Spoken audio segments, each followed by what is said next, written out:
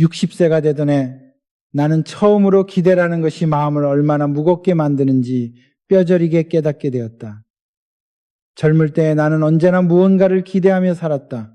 오늘보다 나은 내일을 기대했고, 사람에게도 기대했고, 노력하면 반드시 보상받을 것이라는 기대도 품었다. 그 기대들은 나를 움직이게 하는 동력이었고, 앞만 보고 달리게 만드는 불씨였다. 그런데 나이가 들고 난 뒤 나는 문득 이런 생각에 사로잡혔다. 이 많은 기대들이 이제는 왜 이렇게 나를 짓누르는 걸까? 그 답을 찾기까지는 꽤 오래 걸렸다. 어느 한겨울 지방의 조용한 역 앞에서 잠시 쉬고 있을 때였다. 바람은 매섭게 불었고 먼 곳에서 기차 오는 소리가 희미하게 들렸지만 그보다 더 크게 들리는 것이 있었다. 그것은 내 마음속 쌓여온 기대들이 삐걱거리며 무너지는 소리였다. 나는 그날 이상하게 마음이 답답했다. 이유를 생각해 보니 나도 모르게 이렇게 중얼거리고 있었다. 왜 이렇게 힘들지? 그런데 곰곰이 들여다보니 그 힘듦은 현실 때문이 아니었다. 현실이 기대만큼 움직여주지 않는다는 사실, 그 단순한 이유 때문이었다. 즉, 기대가 나를 힘들게 하고 있었다. 젊을 때는 기대가 크면 목표도 커지니 당연하다고 여겼다. 하지만 60세를 넘어가면서 기대는 더 이상 날아오르게 하는 날개가 아니라 마음을 아래로 끌어내리는 무거운 추가 되었다. 기대가 높을수록 실망도 컸고 실망이 깊을수록 마음은 더 빨리 지쳐갔다. 그래서 나는 그날 역 앞에서 가만히 눈을 감고 스스로에게 물었다. 언제부터 나는 기대에 끌려다니며 살기 시작했을까? 그러자 오래전 잊고 지냈던 한 장면이 떠올랐다. 젊은 시절 내가 한 공장에서 만난 한 노인은 나에게 늘 이렇게 말했다. 기대는 사람을 움직이게 하지만 기대가 지나치면 마음을 소모시키지. 그때는 그 말의 뜻을 이해하지 못했다. 기대가 있어야 발전도 있는 것 아닌가? 기대가 있어야 열정도 생기는 것 아닌가? 그렇게 생각했다. 그런데 세월이 흐르고 나는 그 노인의 말이 얼마나 깊은 통찰이었는지 뒤늦게 깨달았다. 60세가 넘어가니 기대가 행복을 만드는 것이 아니라 불행을 만들기 시작했다. 사람에게 기대하면 실망했고 상황에 기대하면 허탈해졌고 심지어 스스로에게 기대하면 스스로에게 상처받았다. 그러다 문득 이런 사실을 알게 되었다. 기대는 젊을 때는 힘이지만 늙으면 짐이 된다. 왜냐하면 젊을 때는 실패해도 다시 일어설 에너지가 있지만 나이가 들면 기대가 무너질 때 스스로를 회복하는데 훨씬 큰 마음의 비용이 들기 때문이다. 그래서 나는 60세 이후 이렇게 생각하게 되었다. 내가 기대를 줄이면 실망도 줄겠구나. 기대가 없으면 삶이 더 평온해질 수도 있겠구나. 그 깨달음은 처음엔 어색했다. 기대 없이 어떻게 사나? 그런 마음이 드는 것도 사실이었다. 하지만 다시 생각해 보니 내가 기대하지 않아도 삶은 흘러갔고 기대하지 않아도 사람의 마음은 드러났으며 기대를 내려놓으니 오히려 명확하게 보이는 것들이 있었다. 그때서야 나는 기대가 젊은 날의 에너지가 아니라 노년의 마음을 흔드는 가장 큰 원인이 될 수도 있다는 사실을 이해했다. 나는 조용히 이렇게 결론지었다. 기대는 나를 달리게 했지만 이제는 나를 멈추게도 한다. 그래서 이제 나는 더 중요한 질문을 하게 되었다. 왜 기대는 나이 들수록 짐이 되는가? 그리고 그 짐은 어떤 관계를 가장 먼저 무너뜨릴까? 60세가 넘어서면서 나는 한 가지 사실을 받아들이지 않을 수 없었다. 사람에게 거는 기대가 클수록 실망은 더 깊어지고 실망이 깊어질수록 관계는 조용히 금이 간다는 것이다. 젊었을 때 나는 사람을 믿는데 주저함이 없었다. 함께 일하는 동료에게도 오랜 친구에게도 가족에게도 자연스럽게 많은 것을 기대했다. 저 사람은 내 마음을 알겠지. 저 사람은 당연히 이렇게 해주겠지. 우리는 오래 알고 지냈으니 서로를 헤아릴 수 있겠지. 하지만 나이가 들고 보니 그 기대들 대부분은 내가 만든 환상에 불과했다. 실제 사람은 내가 원하는 대로 움직이지도 않았고 내가 바라던 대로 말하지도 않았다. 그들은 그들 나름의 이유와 고통, 사정 속에서 살아가고 있었는데 나는 마치 그들이 내 기준으로 움직여야 한다는 듯 마음속에서 기대라는 고삐를 굳게 쥐고 있었던 것이다. 한 번은 이런 일이 있었다. 오랫동안 믿고 의지하던 한 동료가 있었다. 나는 그를 가족처럼 여겼고 그의 어려움도 내 일처럼 도왔고 함께 일할 때는 말하지 않아도 통해야 한다고 생각할 만큼 신뢰했다. 그런데 어느 날 어떤 결정에서 그가 나와는 다른 선택을 했다. 나는 그 순간 배신감이 밀려왔고 서운함이 온몸을 덮쳤다. 그런데 며칠이 지나고 나서야 깨달았다. 그는 나를 배신한 것이 아니라 단지 자신의 상황에서 최선이라고 생각한 선택을 했을 뿐이었다. 내가 서운했던 이유는 그가 잘못해서가 아니라 그에게 내가 원하는 모습을 기대하고 있었기 때문이었다. 기대가 무너진 것이지 사람이 나빠진 것이 아니었다. 우리는 종종 이렇게 착각한다. 누군가가 내 기대에 미치지 못하면 그 사람이 달라졌다고, 냉정해졌다고, 변했다고 생각한다. 하지만 대부분은 그렇지 않다. 달라진 건 상대가 아니라 내가 품었던 기대가 현실과 충돌한 것뿐이다. 나이가 들수록 이런 충돌은 더 잦아진다. 왜냐하면 우리는 움츠러든 마음을 대신해 기대로 관계를 붙잡으려 하기 때문이다. 가족에게 더 많이 기대하고, 친구에게 더 깊게 기대하고, 자식에게 더 크게 기대한다. 그러다가 그 기대가 충족되지 않으면 노년의 마음은 젊을 때보다 훨씬 더 깊이 흔들린다. 한 번은 시골의 작은 정미소 앞에서 한 노인을 만났다. 그는 내게 이렇게 물었다. 사람 때문에 실망한 적 많지요? 나는 웃으며 말했다. 살다 보면 그렇지요. 그러자 그는 아주 조용히 대답했다.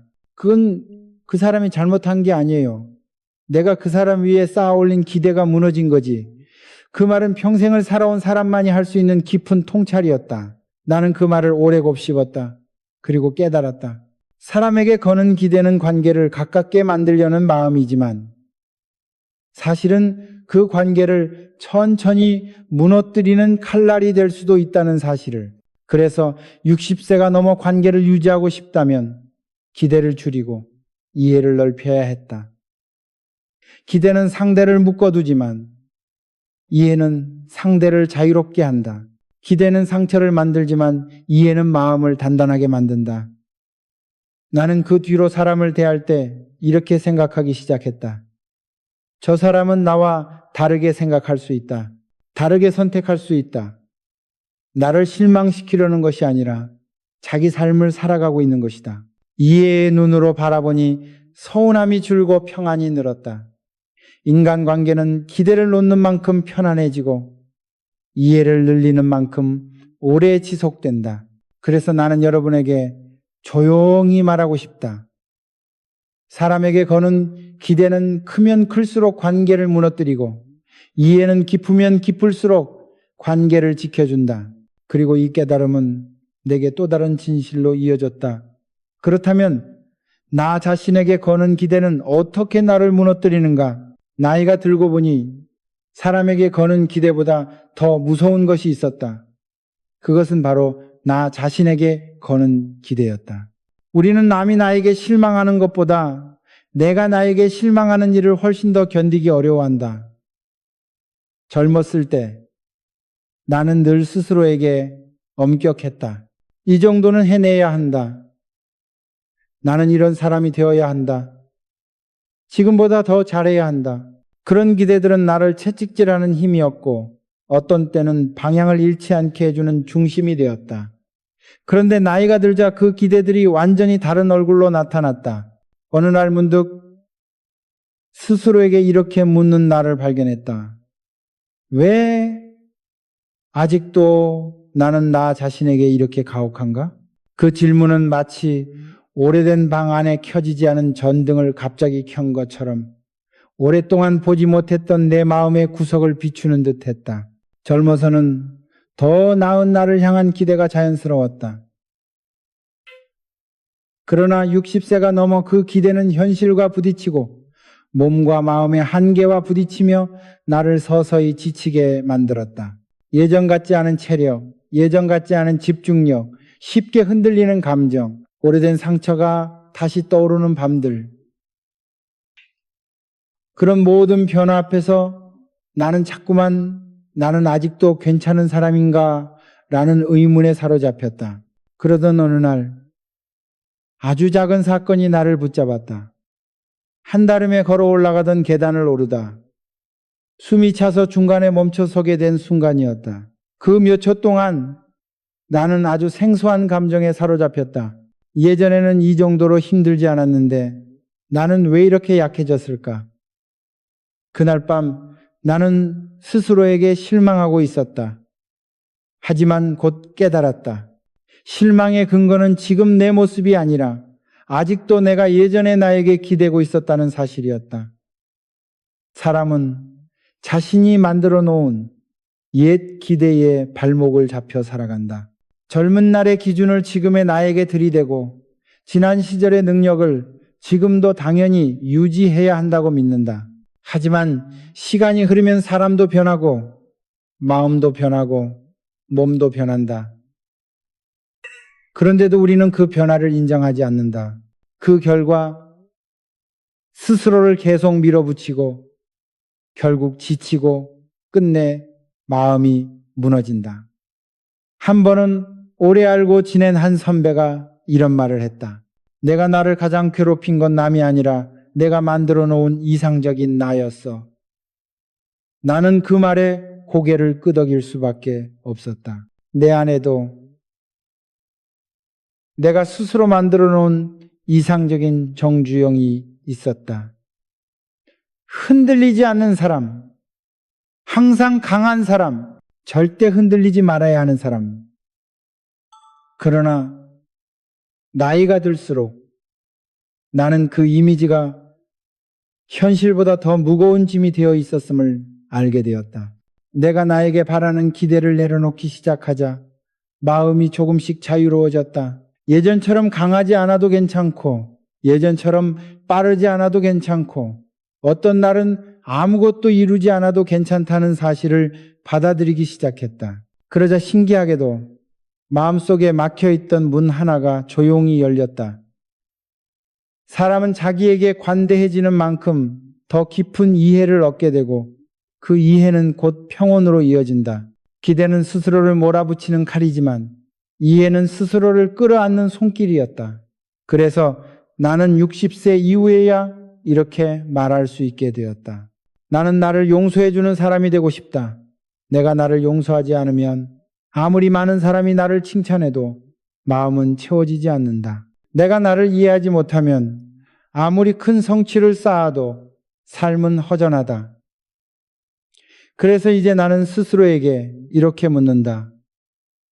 나는 내 나이만큼 나를 이해하고 있는가? 이 질문은 다음 진실로 이어졌다. 그렇다면 왜 고독이라는 감정은 이런 기대의 그림자 속에서 더 커지는가?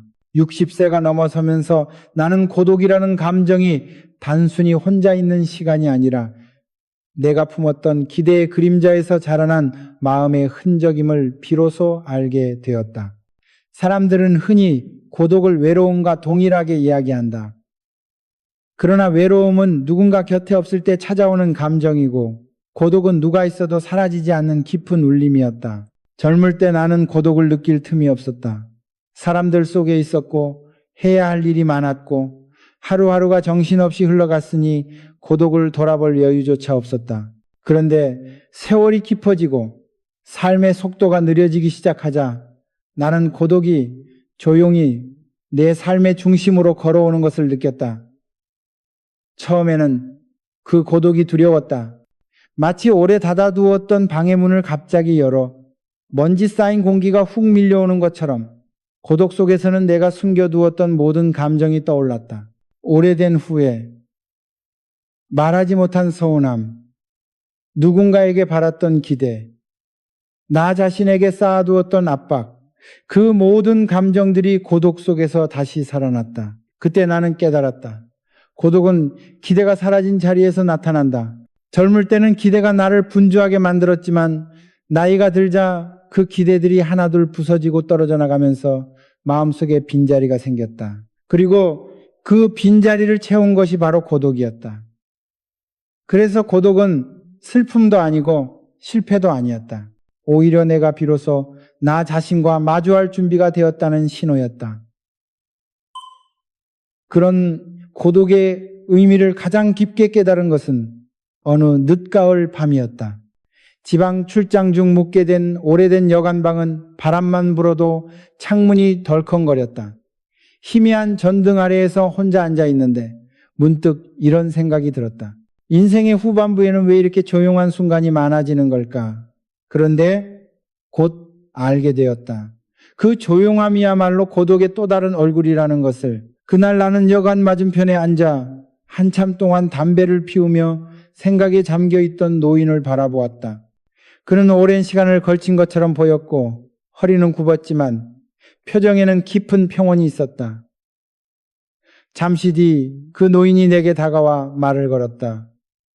젊은 사람, 고독이 무섭소? 나는 웃으며 말했다. 가끔은 그렇습니다. 그러자 그는 고개를 끄덕이며 말했다. 고독은 무서운 게 아니요. 고독은 사람이 자기 기대에서 벗어날 때 찾아오는 자유요.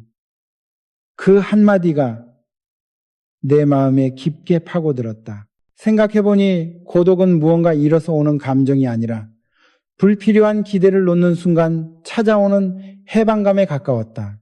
사람에게 과도한 기대를 내려놓고 스스로에게 가혹한 기대를 내려놓고 지나간 시간에 대한 미련까지 내려놓고 나면 그 빈자리에 고독이 자리 잡는 것이다. 그리고 그 고독은 나를 조용히 정리하고 정화하는 과정이었다. 고독이 깊어진다는 것은 내가 더 단단해지고 있다는 뜻이었다. 고독은 젊은 날의 혼란을 정리해 주었고 늙어가는 나에게 새로운 중심을 만들어 주었다. 그래서 나는 60세 이후 고독을 두려움으로 보지 않았다. 오히려 고독은 내 삶의 마지막을 향해 나아갈 때 필요한 중심의 의자 같았다. 누구에게도 기대지 않고 어떤 상황에도 흔들리지 않고 스스로에게 기댈 수 있는 힘을 만들어주는 조용한 의자.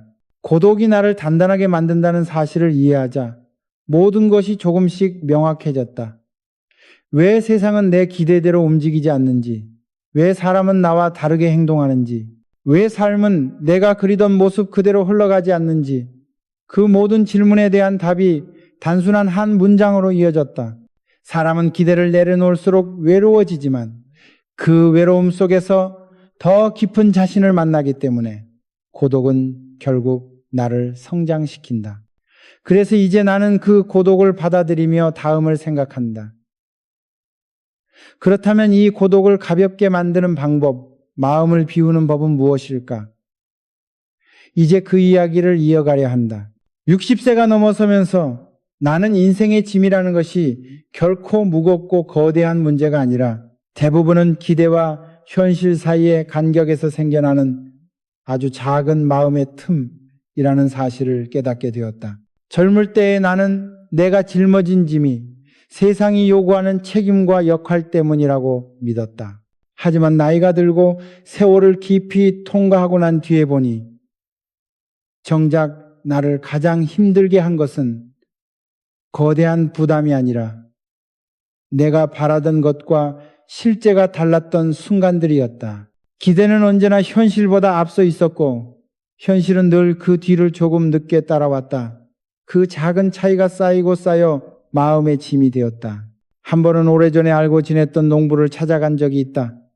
그는 작은 텃밭을 일구며 소박한 삶을 살고 있었는데 내가 찾아갔을 때 그는 오래된 삽을 손질하며 말했다.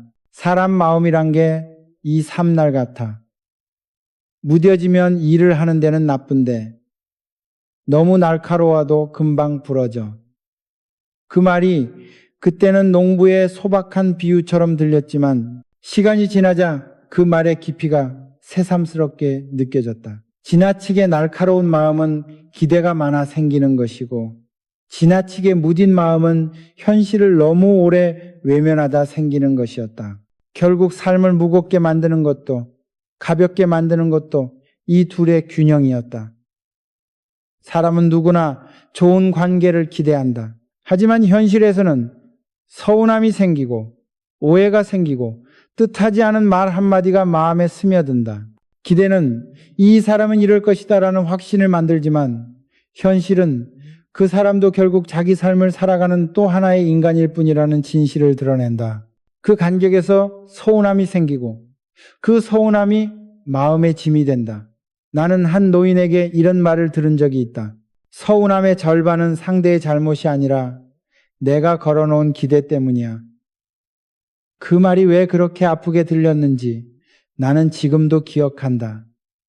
생각해보면 정말 그랬다. 사람은 실수했고, 상황은 늘 변했고, 관계는 매일 흔들렸다. 그런데 나는 그런 흔들림 앞에서도 상대는 반드시 이래야 한다.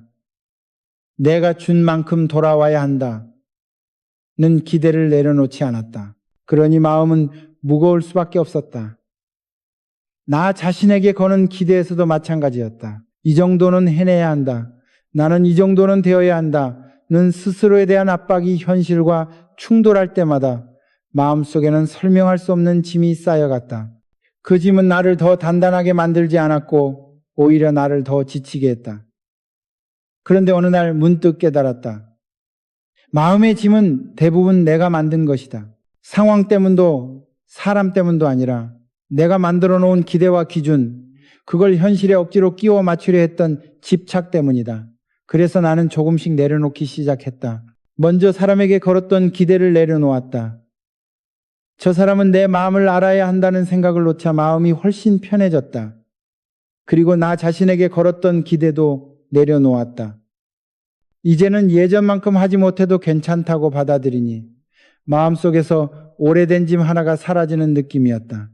이런 변화가 쌓이자 어느 순간 나는 아주 단순한 결론에 도달했다. 기대가 줄어들면 짐도 줄어든다. 그리고 짐이 줄어들면 삶의 방향이 다시 보이기 시작한다. 기대와 현실의 간격이 줄어들면 마음은 가볍고 단단해진다. 그것이 노년의 행복을 만드는 시작이었다. 그래서 나는 이제 묻고 싶다. 당신의 마음을 무겁게 하는 것은 정말 사람들이나 세상 때문인가? 아니면 그들에게 걸어놓은 당신 자신의 기대인가? 이 질문은 자연스럽게 다음 깨달음으로 이어진다. 그렇다면 기대를 대신할 가장 강한 힘인 이해는 어떻게 우리 삶을 바꾸는가? 60세가 넘어서면서 나는 오랫동안 마음속에서 답을 찾지 못했던 질문 하나를 비로소 풀어낼 수 있었다. 기대를 줄이면 마음이 가벼워지는 건 알겠는데 그렇다면 그 빈자리를 무엇으로 채워야 하는가? 오래 생각한 끝에 나는 한 가지 결론에 도달했다. 그 빈자리를 채우는 힘은 이해뿐이다. 이해는 기대의 반대편에 있는 감정이었다. 기대는 내가 원하는 방향으로 사람과 상황이 움직이기를 바라는 마음이지만 이해는 그럴 수도 있다며 있는 그대로를 받아들이는 마음이었다. 기대는 외부를 통제하려는 힘이고 이해는 나의 내면을 단단하게 만드는 힘이었다. 나이가 들수록 나는 이 둘의 차이를 점점 더 깊이 체감했다. 한 번은 오래 알고 지내던 지인이었다. 젊었을 때 우리는 아주 가깝게 지내며 서로에게 많은 기대를 걸었다. 삶의 방향이 비슷했고 가치관도 크게 다르지 않아. 우리는 늙어서도 같은 길을 걸을 것이라고 굳게 믿었다. 그러나 세월이 흐르면서 그는 어느 순간부터 다른 삶을 선택했다. 다른 환경, 다른 인간관계, 다른 생각 속으로 들어갔다. 그때 나는 서운함보다 먼저 당혹감을 느꼈다. 왜 저렇게 변했을까? 하지만 어느 날 밤 조용히 앉아 생각하니 문득 이런 결론에 닿았다. 그 사람은 변한 것이 아니라 성장한 것이다. 그리고 나 또한 성장하고 있을 뿐이다. 그 순간 나는 이해라는 감정이 얼마나 큰 울림을 주는지 깨달았다. 기대로 바라보면 사람은 변해 보인다. 그러나 이해로 바라보면 사람은 자기 삶을 살아가는 또 하나의 인간일 뿐이었다. 이해는 마음의 무게를 줄여주는 가장 강력한 힘이었다. 사람을 이해하면 서운함이 줄어들었고, 상황을 이해하면 분노가 줄었고, 나 자신을 이해하면 후회가 줄어들었다. 이해는 용서보다 먼저 찾아오는 고요였고, 기대보다 오래 지속되는 힘이었다. 또 한 번은 아주 작은 일에서 이 이해의 힘을 깊이 체감한 적이 있다. 어느 날 지방의 작은 식당에서 혼자 밥을 먹고 있는데 주인 할머니가 내게 음식을 가져다 주며 미안한 듯 말했다. 죄송해요. 요즘 몸이 안 좋아서 음식이 늦어요. 젊었을 때 같으면 나는 속으로 이렇게 생각했을지도 모른다. 손님이 왔으면 빨리 내야지. 하지만 그날 나는 아무렇지 않게 말했다. 천천히 주셔도 됩니다. 괜찮아요. 그 말을 하면서 내 마음속에 흐르는 이상한 따뜻함을 느꼈다. 그 순간 깨달았다. 이해는 다른 사람에게 베푸는 친절이 아니라 내 마음의 숨을 살리는 일이라는 것을 이해의 눈으로 바라보면 세상은 덜 날카롭고 사람은 덜 미워지고 삶은 덜 버겁다. 그리고 이해는 나 자신에게 향할 때 가장 큰 힘을 발휘했다. 젊은 시절 실패했던 일들, 미처 돌보지 못했던 관계들, 누군가에게 건네지 못한 말들, 그 모든 순간을 받아들이고 이해하기 시작하자 마음속 깊은 곳에서 오래된 죄책감이 조금씩 풀려나갔다. 그때는 그럴 수밖에 없었다. 그렇게 이해하고 나니 내 삶 전체가 조금 더 따뜻해졌다. 나는 이제 확신한다. 기대는 사람을 흔들지만 이해는 사람을 단단하게 만든다. 이해는 젊은 날의 열정이 만들어내는 힘이 아니라 세월이 주는 지혜가 완성시키는 힘이다. 그리고 이 이해는 마침내 나를 또 하나의 진실로 이끌었다. 이해가 깊어진 사람에게는 어떤 변화가 찾아오는가? 그 변화는 노년의 품격을 어떻게 완성시키는가? 이제 그 이야기를 다음 파트에서 이어가려 한다. 60세가 넘어서면서 나는 한 가지 커다란 변화를 경험했다. 그것은 젊은 날 그토록 갈망하던 존경받는 삶이라는 것이 꼭 대단한 업적으로 이루어지는 것이 아니라 이해가 깊어진 사람에게 자연스럽게 스며드는 노년의 품격이라는 사실이었다. 젊었을 때는 사람의 신뢰를 얻기 위해 노력해야 했고 인정받기 위해 성과를 내야 했다. 하지만 나이가 들자 나는 점점 다른 진실을 보게 되었다. 이해가 깊은 사람은 말수가 적어지고 표정이 부드러워지고 사람을 급하게 판단하지 않으며 조용하지만 단단한 울림을 가진다는 것을, 그리고 그 울림이 바로 사람이 오래도록 기억하는 품격이었다. 나는 한 번은 이 품격의 의미를 아주 선명하게 느꼈던 장면을 떠올린다. 어느 늦봄 오래 알고 지낸 군인 출신의 선배를 찾아갔을 때였다. 그는 전성기에는 엄격하고 날카로운 사람이었고 주변 사람들은 그의 완고함 때문에 쉽게 다가가지 못했다. 그런데 세월이 지난 지금 나는 그가 완전히 다른 사람이 되어 있는 것을 보았다. 그의 말투는 부드러워졌고 표정에는 묘한 평온이 깃들어 있었다. 나는 물었다. 선배님, 예전과 많이 달라지셨습니다. 그는 빙긋 웃으며 말했다. 예전에는 세상을 바꾸려고 했지. 그런데 이제는 사람을 이해하려고 해. 사람을 이해하면 내가 먼저 편해지거든. 그 순간 나는 깨달았다. 사람을 이해하는 마음이 깊어지면 자연스럽게 태도가 정제되고 삶의 결들이 잔잔해지고 행동 하나하나가 안정된다. 그것이 바로 품격의 시작이었다. 젊었을 때의 품격은 외적인 힘에서 나오지만 노년의 품격은 내면의 온도에서 나온다. 그 온도는 이해가 쌓인 만큼 따뜻해지고 상처가 치유된 만큼 부드러워지고 기대가 줄어든 만큼 여유로워진다.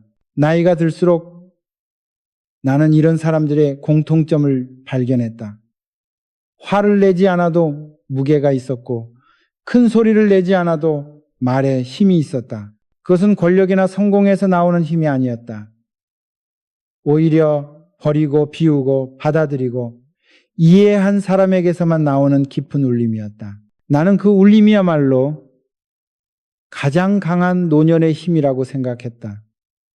어느 날 시골의 작은 버스 정류장에서 만난 할아버지가 떠오른다. 그는 벤치에 앉아 신발끈을 묶으며 조용히 말했다. 사람 욕심 줄이면 마음이 제자리를 찾는다. 그의 음성에는 과장도 없고 뭔가를 증명하려는 기색도 없었다. 하지만 그 말은 묵직하게 들렸고 나는 그 한마디에 오랜 시간 머물렀다. 그때 나는 깨달았다. 이런 말 한마디가 품격이라는 것임을. 이해가 깊어진 사람만이 이런 말을 할 수 있었다. 그는 세상을 포기한 것도 아니고 희망을 잃은 것도 아니었다. 다만 세상이 내 마음대로 되지 않는다는 사실을 있는 그대로 받아들였고 그 안에서 자신이 지킬 수 있는 것과 내려놓아야 하는 것을 구분하고 있었다. 그 구분이 사람을 단단하게 했고 그 단단함이 다른 사람에게 편안함을 전해주었다. 결국 노년의 품격은 타인의 시선을 의식하지 않는 데에서 시작된다.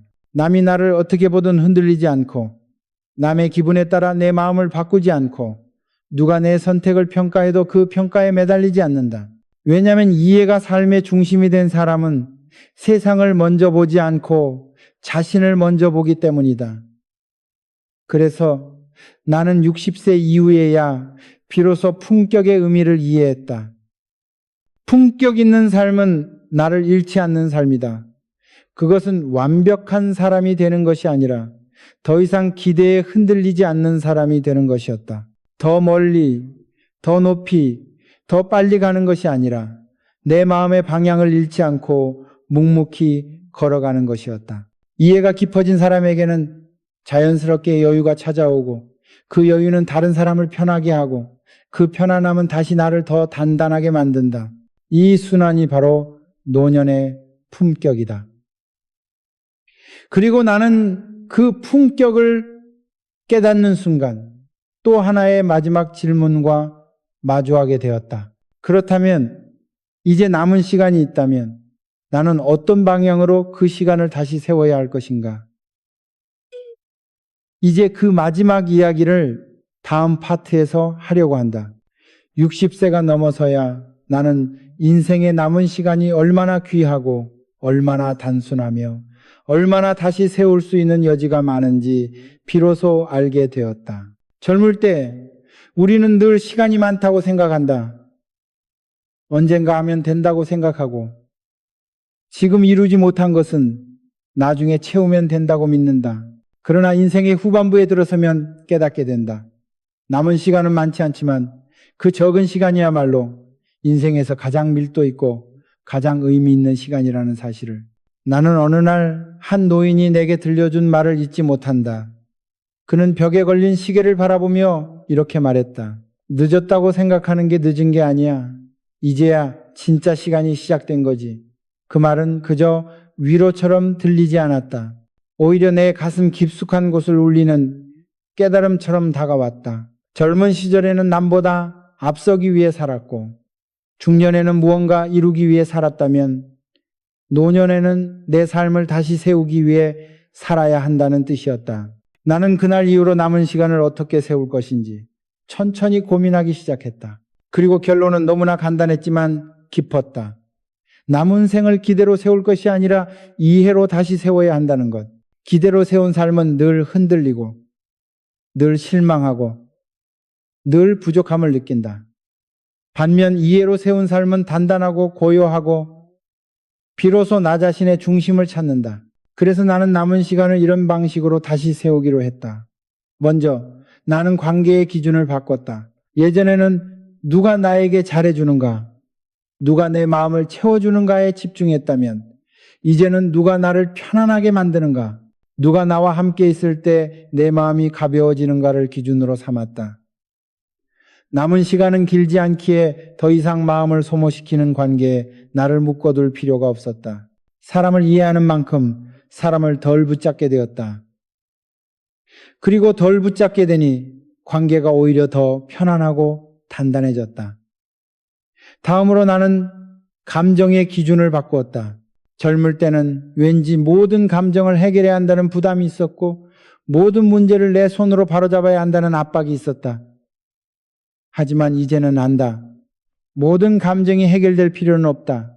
다만 흘러가도록 두면 된다. 누군가에게 받았던 상처도, 미뤄두었던 미안함도, 끝까지 붙잡고 있었던 후회도 이해의 눈으로 바라보면 자연스레 흘러나간다.